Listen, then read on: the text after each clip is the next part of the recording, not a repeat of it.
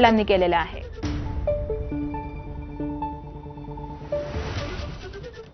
तर बीडमधील मस्साजोगच्या ग्रामस्थांसह दिवंगत सरपंच संतोष देशमुख यांचे भाऊ धनंजय देशमुख हे देखील जरांगेंच्या आंदोलनात सहभागी होण्यासाठी निघालेत।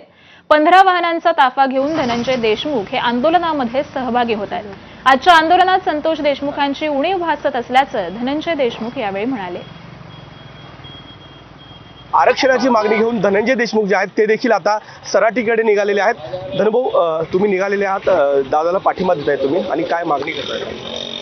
आजच्या दिवशी खरं तर माझे जे मोठे बंधू आहेत संतोष अण्णा त्यांची खूप मला कमी जाणवत आहे।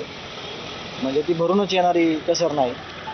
तर जो गरजवंत मराठ्यांचा लढा आहे त्या लढ्यामध्ये आम्ही वारंवार ज्या ठिकाणी आरक्षणाचा जो लढा आहे त्यातल्या बैठका सभा त्यामध्ये आमचा सक्रिय सहभाग एक असायचा आणि त्याच अनुषंगाने आज संघर्ष योद्धा मनोज दादा यांना कुठंतरी बळ देण्यासाठी आम्ही सगळे गावकरी जवळपास 9 पिकअप आणि 6 स्कॉर्पिओ आणि इतर प्रायव्हेट स्वतःच्या गाड्या असं मिळून आम्ही निघत आहोत आणि मी देखील आज या लढ्यामध्ये सहभागी होत आहे आणि आंतरवली सराटीला जात आहे। भावाची उणीव जाणवते असं तुम्ही म्हटले होते।